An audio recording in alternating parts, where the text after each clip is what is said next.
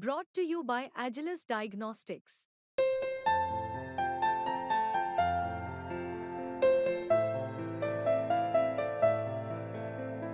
Agilus Diagnostics. स्त्रियां पुरुष नहीं बनना चाहती हैं कि संपत्ति जो है वो स्त्रियों के हिस्से में कभी आई ही नहीं। तो इस लैंगिकता के आधार पर स्त्री को बहुत सारे विभेदों का सामना करना पड़ता है।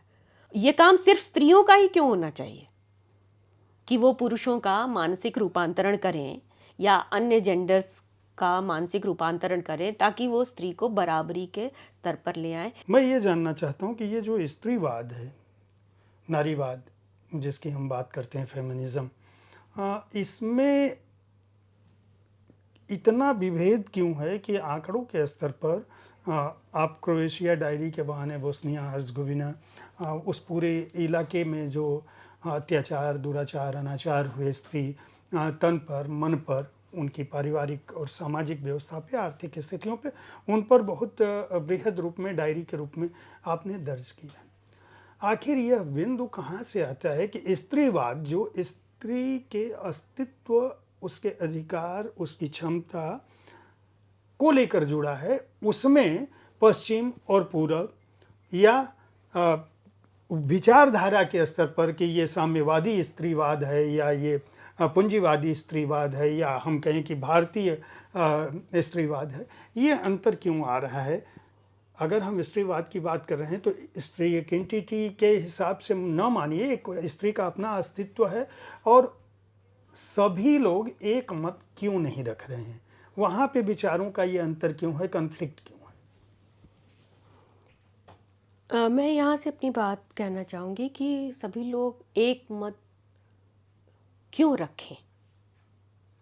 क्योंकि स्त्री के अपने अस्तित्व और उसके अधिकार और उसके पहचान की बात है। अगर हम स्त्रीवाद कह रहे हैं तो कायदे से होना देखिए, यही स्त्री चाहिए। जो है, स्त्री के साथ सबसे पहली जो समस्या जो लैंगिक भेदभाव या लैंगिकता को लेकर के तो इस लैंगिकता के आधार पर स्त्री को बहुत सारे विभेदों का सामना करना पड़ता है और ये विभेद जाति, धर्म, वर्ग, वर्ण के आधार पर हैं, संप्रदाय के आधार पर हैं और वो उनकी धाराएं उनको परस्पर काटती हैं। तो एक स्त्री जो कि मान लीजिए ऊंची जाति की स्त्री है, उस स्त्री का सच और एक हाशिए की स्त्री से, हाशिए की जाति से आने वाली स्त्री का सच एक नहीं हो सकता। जीवन स्थितियां एक नहीं हैं, समस्याएं अलग अलग हैं। इसलिए स्त्रीवाद जब भी डील करता है तो उसे हर वर्ग, हर जाति और हर धर्म की स्त्रियों के साथ उसका ट्रीटमेंट अलग होगा क्योंकि समस्याएं अलग हैं।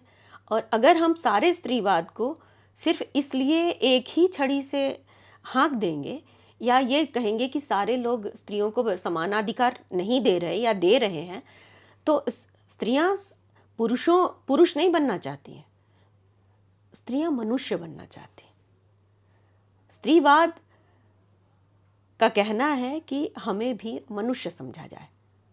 इसके मैं बहुत सारे आपको उदाहरण दे सकती हूँ कि कहाँ कहाँ उसे मनुष्य नहीं समझा जा रहा है और कहाँ कहाँ उसे या तो वो देवी है, उसकी पूजा वूजा कर देते हैं, उसके पैर पूज देते हैं, उस पर कंजकें बिठा देते हैं और वो देवी हो जाती है, उसके चरण पूज देते हैं और जहाँ पर देवी की पूजा होती है वहाँ पर स्त्री की पूजा होती है, वहाँ देवता बसते हैं। लेकिन वो तो देवी होना ही नहीं चाहती, वो तो मनुष्य होना चाहती है, बिल्कुल आपके और हमारी तरह वो एक मनुष्य होना चाहती है। लेकिन उसकी जो क्षमताएं या उसकी जो कमज़ोरियां हैं, जो जैविक कमज़ोरियां हैं, उसको सामाजिक कमज़ोरी कैसे बनाया जा सकता? जैसे कि अगर एक स्त्री संतानोत्पत्ति नहीं कर सकती तो उसकी तुलना एक अनुर्वर ज़मीन से कैसे की जा सकती है? ठीक है, ट्रीटमेंट आपका स्त्रियों के प्रति क्या है ये नज़रिया क्या है? ये नज़रिया बहुत दूर तक साहित्य की धारा को प्रभावित करता। इसलिए जो बहुत समझदार स्त्रियां हैं वो बीच का रास्ता अपनाती हैं। वो कहती हैं नहीं नहीं, हम तो पुरुष विरोधी हैं नहीं, हम पुरुषों से मित्रता करके और उनको उनको उनका धीरे धीरे उनका कह लीजिए कि मानसिक रूपांतरण करके हम उन्हें इस स्तर पर लाएंगे जहाँ पर कि वो हमें अपने बराबर का समझे। लेकिन ये काम सिर्फ स्त्रियों का ही क्यों होना चाहिए कि वो पुरुषों का मानसिक रूपांतरण करें या अन्य जेंडर्स का मानसिक रूपांतरण करें ताकि वो स्त्री को बराबरी के स्तर पर ले आए। ये काम पुरुषों का ही सिर्फ नहीं है, ये स्त्रियों का भी है। और जो पितृसत्ता का मानसिक अनुकूलन है, अभी आपने देखा होगा सूचना एक आई थी कि एक स्मृति नाम की महिला है, उनके पति अंशुमान जो हैं वो उनको कीर्ति चक्र मिला और बहू, उनके बारे में स्लोगन आया कि बहू लेकर के भाग गई, ठीक है। और उन्होंने फिर ऑफ़र भी दिया कि होता तो हम अपने छोटे बेटे से बहू की शादी कर देते। राजेंद्र सिंह बेदी का एक उपन्यास है एक चादर मैली सी, उसमें बड़ी उम्र की बहू के ऊपर देवर को चादर डालनी है और न बहू चाहती है और न देवर चाहता है। लेकिन यहाँ सवाल क्या है? यहाँ सवाल है संपत्ति के उत्तराधिकार का प्रश्न, कि संपत्ति जो है वो स्त्रियों के हिस्से में कभी आई ही नहीं। आज भी हिंदू संपत्ति उत्तराधिकार कानून में स्त्रियों का पूरा स्थान होने के बावजूद भी कितने प्रतिशत स्त्रियों को अपने पिता की संपत्ति में अधिकार मिलता है और वो खुद ही नहीं लेती, क्योंकि उनको लगता है कि भाई और पिता से संबंध खराब हो जाएंगे।